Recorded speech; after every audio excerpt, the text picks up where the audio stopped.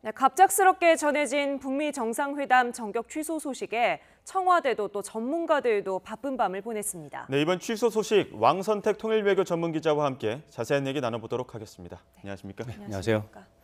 어제 좀 전격 취소 발표 어떻게 보셨습니까?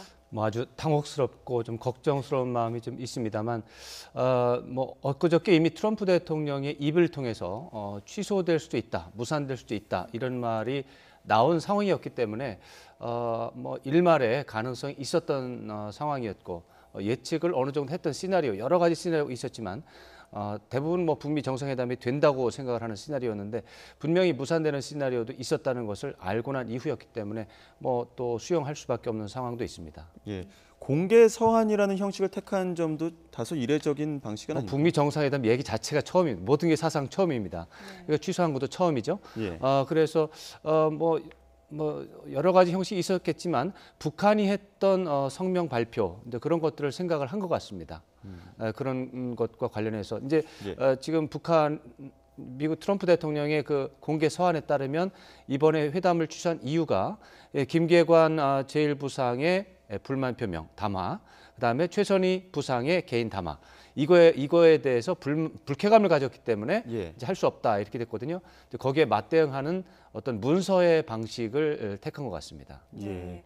저희가 기존에 트럼프 대통령이 취소될 수 있다는 발언을 분석할 때는 워싱턴 정가에 보내는 어떤 메시지라든지 문재인 대통령에게 어떤 발언 기회를 제공하는 이런 기회로 보기도 하지 않았습니까? 맞습니다. 그게 역시 이번에도 근본적인 이유라고 생각합니다.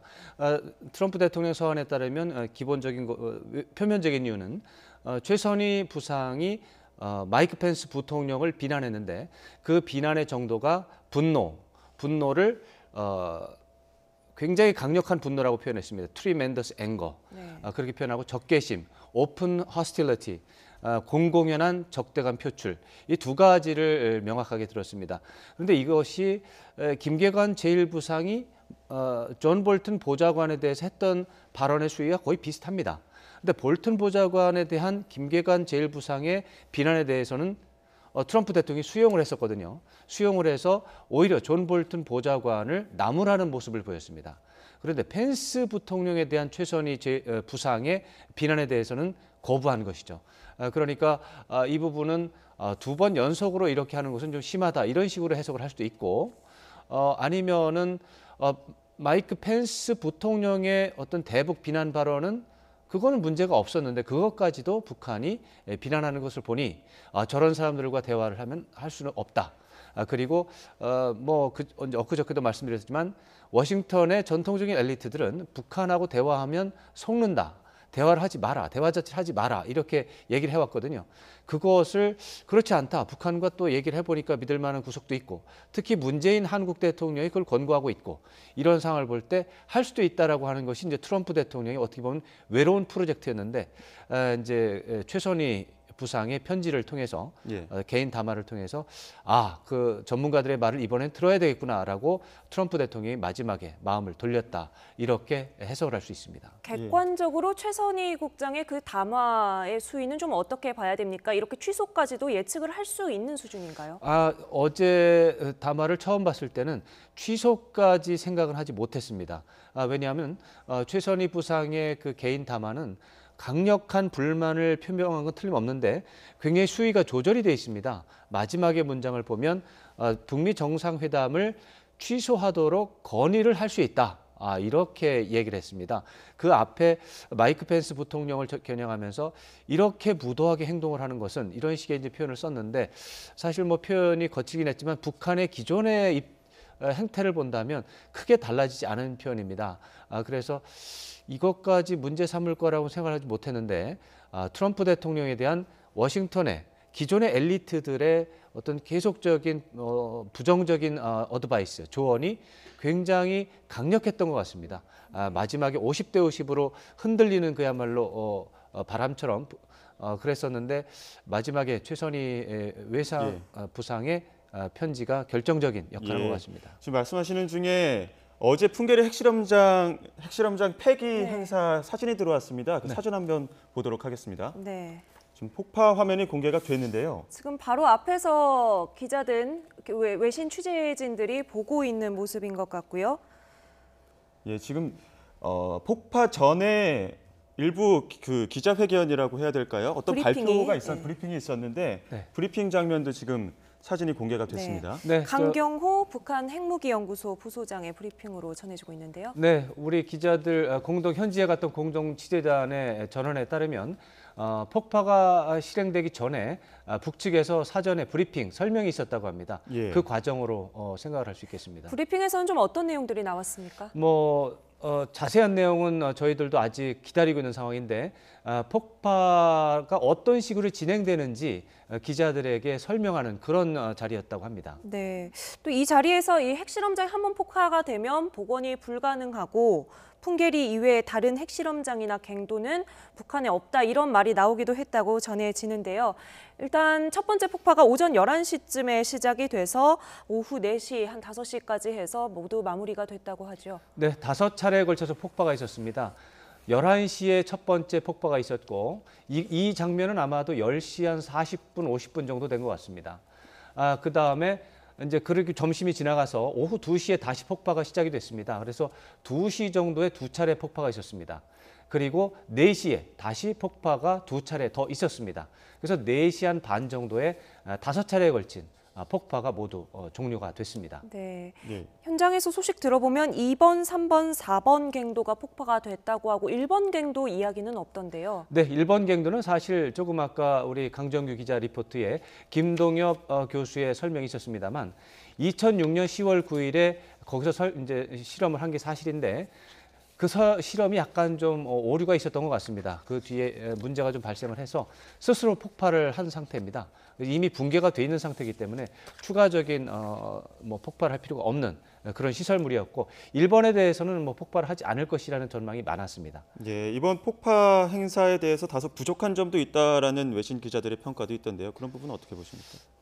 애초에 이제 전문가가 초청이 되지 않았기 때문에 예. 눈앞에서 기자들이 여러 가지 상황을 보고 사진도 찍고 취재하는 거는 맞는데 과연 그것이 이제 진정한 비핵화라는 측면에서 기술적으로 어떤 의미가 있는지에 대해서까지 현장에 간 기자들이 모두 파악할 수는 없기 때문에 결국 전문가가 초청되지 않은 그 부분에 대해서 좀 아쉬움이 있을 것 같습니다. 네, 지금 보고 계신 화면은 어제 풍계리 핵실험장 폭파 당시의 사진입니다. 로이터 통신이 지금 전 세계 처음으로 사진을 보내서 공개를 했는데요. 기자들이 폭파 행사가 끝난 뒤에 프레스센터가 있는 원산으로 이동을 해야 됐기 때문에 사진이 들어오기까지는 시간이 조금 걸렸던 것으로 전해지고요. 현장에서 직접 상황을 목격한 기자들의 목격담도 전해지고 있습니다.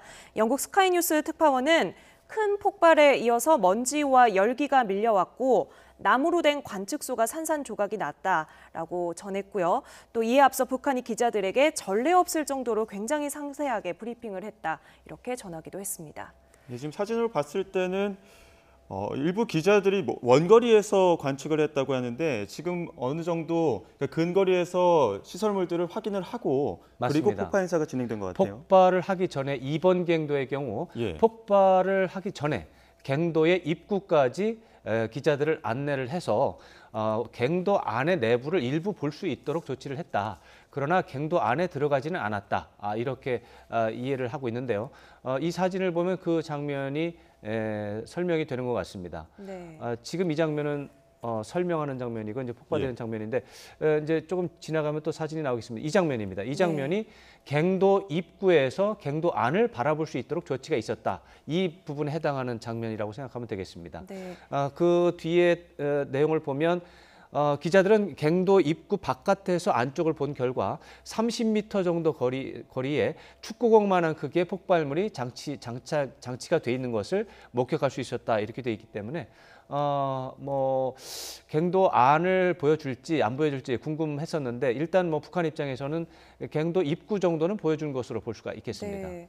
이 폭파가 일어나는 그 순간에 촬영된 사진이 지금 나오고 있는데요. 네. 이 순간에 대해서 취재진은 폭파 이후에 만탑산을 흔드는 묵직한 굉음과 함께 갱도 입구에서 흙과 부서진 바위들이 쏟아져 나왔고 입구 쪽에서 폭음이 들린 뒤에 더 안쪽으로 들어간 듯한 곳에서 2번 정도 폭음이 추가로 울렸다라고 목격담을 전하고 있습니다.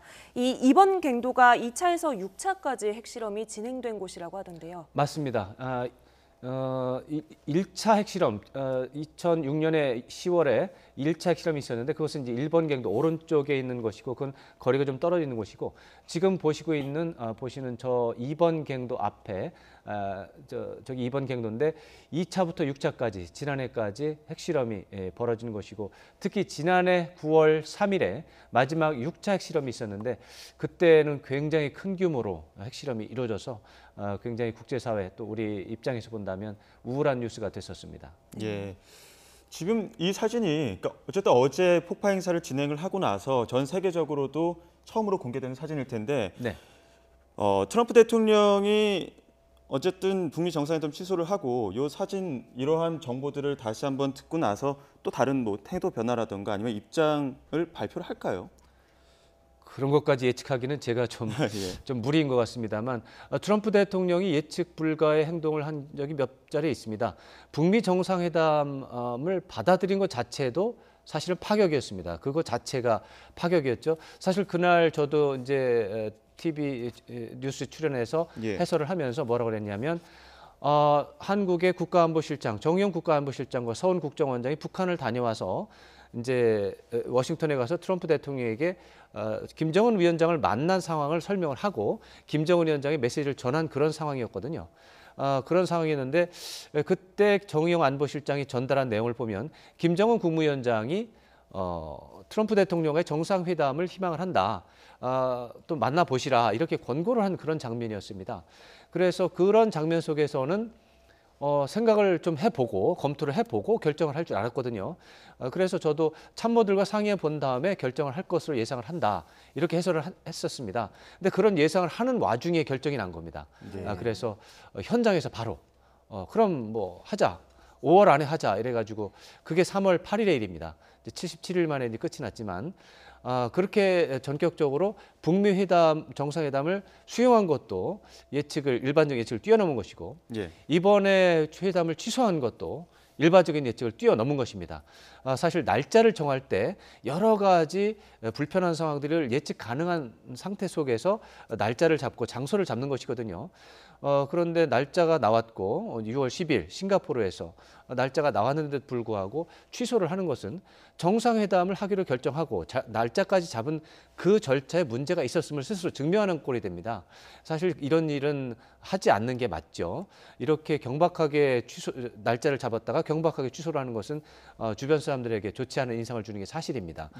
그런 상황이기 때문에 취소를 하지 않을 것이다라는 것에 무게를 걸었는데 뭐 안타깝게도 취소를 하는 그런 결정을 내렸습니다. 네, 로이터 통신이 보낸 풍계리 폭파 사진이 속보로 들어와서 저희가 함께 보고 왔는데요. 네. 이렇게 북한이 뭐 전례 없이 상세한 브리핑까지 하면서 풍계리 핵실험장을 약속대로 폭파를 하고 그 직후에 이제 전격 취소 발표가 나왔습니다. 네. 이런 상황이 북한 입장에서는 좀 어떻게 받아들여질까요? 약간 분리해서 봐야 될 것 같습니다. 핵실험장을 폐기하는 것은 이미 공고를 했습니다. 4월 20일에 북한 노동당 전원회의를 열어서 핵실험장 폐기에 대해서 이미 예고하고 공고하고 선언을 한 바가 있습니다. 북한은 이 정도로 공개적으로 선언한 것은 대부분 뭐 특별한 이유가 없는 한 실천을 하기 때문에 예상된 시나리오대로 간 것이고요. 최선희 부상의 입장 발표는 사실 굉장히 그 강력한 수위의 비난 발언이 들어가 있는 건 사실인데 그 앞에 마이크 펜스 부통령의 발언이 먼저 사실 북한의 입장에서는 그냥 묵과할 수 없는 수준이었습니다.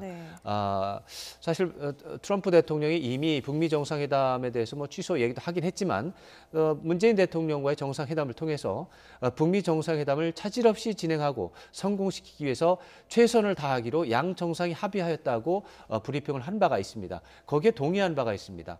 그렇기 때문에 아무래도 미국 정부가 문재인 대통령의 권고에 호응을 해서 성의를 보일 것으로 생각을 했는데 그 뒤에 뭐 마이크 펜스 부통령이 굉장히 북한에 대해서 적대적이고 또 위협하는 발언을 했기 때문에 물론 또 마이크 펜스 부통령의 입장에서 본다면 정당한 말을 했다고 생각할 수 있습니다. 왜냐하면 그 말이 뭐냐면 북한이 핵합의에 반대한다면 북한을 완전히 쑥대밭으로 만들어 놓겠다. 뭐 이런 발언이었습니다. 근데 북한은 거기에서 쑥대밭으로 만들어 놓겠다라는 취지의 그 발언 쪽에 이제 무게를 싣고서 북미 정상회담을 하겠다면서 어떻게 상대방에 대해서 뭐 이렇게 쑥대밭 이런 얘기를 할 수 있느냐. 이런 식으로 한다면 할 수가 없다. 이런 얘기를 한 건데 이렇게 보면 서로가 핑퐁처럼 서로가 주고받는 게임이 되겠지만 대체적으로 본다면 제가 굳이 판단을 한다면 최선희 외무성 부상의 대미 비난 발언도 심했지만 네. 마이크 펜스 부통령의 발언 자체가 앞뒤가 좀 안 맞고 북한을 너무 겁박하는 그런 좀 의미가 좀 컸다. 그것이 좀 문제가 됐을 수 있다. 이렇게 좀 평가할 수 있겠습니다. 비슷한 선상에서 보면 이번 공개 서한에도 이 트럼프 대통령이 우리 미국의 핵무기 위력이 어마어마하다 이런 내용이 들어가 있잖아요. 그것이 사실 약간 좀 이상한 내용이긴 합니다. 지금 비핵화를 같이 하자는 그런 회담을 하면서 우리의 핵무기가 더 크니까 뭐 이렇게 위협하는 발언을 했는데 이 얘기는 그 전제가 북한이 핵무기로 미국을 위협하니까 우리도 위협을 한다라는 의미가 들어 있습니다. 사실 북한은 지금 미국을 위협한다는 얘기를 안 한 지가 6개월 정도 됐습니다. 지난해 12월 정도까지 뭐 그런 위협을 했고 신년사에서 그런 부분이 좀 들어있긴 했지만 북한의 1월 1일 신년사가 나온 이후에 지금 한반도 안보가 정세가 격변을 하고 있는 상황 이후에는 북한이 미국을 핵무기로 위협한 적이 없는데 이제 와서 또 트럼프 대통령이 우리 핵무기가 더 크다 이렇게 말하는 건 약간 좀 납득하기 어려운, 이해하기 어려운 부분이 있습니다. 예. 좀 이례적인 발표들이 계속 이어지고 있는데요. 그렇습니다. 트럼프 대통령의 발표 이후에 폼페이오 미 국무장관도 트럼프 대통령의 발표에는 어떤 배경들이 있다라고 몇 가지 설명을 했었는데, 그렇죠. 또 어떤 이야기들이 오갔을까요? 그게 이제 청문회에서 이제 미국 의회 의원들에게 얘기를 한 건데 가장 이제 인상적인 부분은 뭐 북미 정상회담을 추진하고 있었는데 성공 가능성에 대해서는 약간 부정적인 기류도 있었다. 예. 성공 가능성이 높다고 보지는 않았다. 이렇게 얘기를 하고 있습니다. 그런데 이제 폼페이오 국무장관의 발언의 특성을 보면 트럼프 대통령의 발언에 적극적으로 추종하는 그런 항상 패턴을 보이고 있습니다. 그래서 트럼프 대통령이 북한에 대해서 대화가 좋다라고 발언을 하면 폼페이오 국무장관은 그 발언을 설명하는 쪽에 또 무게를 싣고 지금처럼 취소를 하기로 했다 하면 또 트럼프 대통령이 취소를 하는 것이 정당하다라는 쪽의 설명을 좀 하는 경향이 있습니다. 이것은 마이크 펜스 부통령이나 존 볼튼 보좌관과 확연히 다른 부분입니다. 존 볼튼 보좌관이나 마이크 펜스 부통령의 경우는 트럼프 대통령이 무슨 말을 하든 북한은 나쁘다라는 쪽에 입장이 딱 고정이 돼 있습니다. 근데 폼페이오 국무장관은 북한이 나쁘다 좋다 뭐 이런 거에 대해서 고정이 되어 있는 게 아니라 트럼프 대통령이 좋게 말하면 좋게 설명하고 나쁘게 말하면 나쁘게 설명하는 그런 상황입니다. 그래서 트럼프 대통령이 이미 취소를 결정한 이후에 의회에서 의원들을 상대로 설명을 했기 때문에 트럼프 대통령을 옹호하는 차원에서 트럼프 대통령의 결정을 이제 도와주는 차원에서 설명을 한 것으로 보고 그런 차원에서 비핵화와 관련해서 북한과 협상하는 데 있어서 어려움을 겪었다 이렇게 설명을 한 것으로 볼 수가 있겠습니다. 네. 예. 오늘 북한의 입장이 나올 텐데 어떤 내용으로 발표가 될 걸로 예상을 하십니까? 북한은 이미 최선희 부상의 입장을 발표할 때 어쩌면은 트럼프 대통령이 북미 정상회담을 취소할 수도 있다라는 가능성을 두고 저런 생각을 했던 것 같습니다. 네. 북한의 계산법이라고 하는 것은 존 볼튼 국가안보 보좌관이 그야말로 저렇게 강경 발언을 쏟아내면서 트럼프 대통령을 자꾸 강경한 쪽으로 조언을 하고 여기에 마이크 펜스 미 부통령조차도 강경 발언을 쏟아내면서 트럼프 대통령에게 북한에게 좀 더 강경하게 대해야 된다라고 하는 어드바이스를 하는 상태에서 그런 상태에서 북미 정상회담을 한다면 그러면은 좋은 결과를 기대할 수 없다라고 하는 또 정세 판단이 있었을 거라고 생각을 합니다. 그렇기 때문에 그렇게 한다면 북미 정상회담을 하는 것보다는 안 하는 게 낫다라고 하는 입장 속에서 최선희 부상을 통해서 개인 담화를 내서 그렇게 하지 말라라고 경고를 하면서 북미 정상회담을 하자라고 하는 어떤 권고를 했던 것으로 보입니다. 그렇다면은 뭐 북한의 입장에서 본다면 뭐 이렇게 수모를 당하는 상황 속에서 무도한 발언이 계속되는 분위기 속에서 북미 정상회담을 하는 것보다는 안 하는 게 낫다. 결과적으로 지금도 트럼프 대통령이 펜스 부통령의 어드바이스, 조언을 받아들여서 북미 정상회담을 취소했는데 그렇다면 뭐 북한 입장에서 본다면 안 하는 게 더 낫을 수 있다라고 하는 판단에 좀 무게를 싣는 그런 상황이 될 것 같습니다. 그렇다면은 북한 입장에서는 뭐 우리도 아쉬울 거 없다. 앞으로 뭐 지켜보자. 계속해서 우리는 핵무기라는 측면 이미 가지고 있기 때문에 더 개발할 건 없지만 이미 가지고 있기 때문에 미국이 조금이라도 북한을 공격하게 된다면 미국도 역시 뭐 불바다를 면할 수 없다라는 입장을 하면서 또 다른 계산을 할 수 있습니다. 북미 정상회담이 준비가 되고 남북 관계 개선이 진행이 되면서 북한은 또 중국과의 관계 개선이라고 하는 굉장한 성과물을 거둔 바가 있습니다. 북미 관계 개선을 하는 것이 최고로 좋겠지만 지금 그것이 안 되는 쪽으로 지금 이동하고 있기 때문에 북한으로서는 뭐 국제사회 대북 제재 때문에 경제 개발이 어려운 상황이지만 북중 관계 개선을 통해서 중국의 지원을 얻을 수 있는 조건을 만들어 놨습니다. 이것들은 굉장히 중요한 부분이기 때문에 미국이 북미 정상회담을 취소한다고 해도 북한 입장에서는 전적으로 뭐 새까맣게 세상이 변한 것은 아니고 약간 좀 실망스러운 상황, 이 정도로 좀 이해할 수 있겠습니다. 네. 북미 정상회담 전격 취소 발표, 그 배경을 짚어보고 북한의 반응까지 예측해봤습니다. 왕선택 통일외교 전문기자와 함께했습니다. 말씀 감사합니다. 고맙습니다.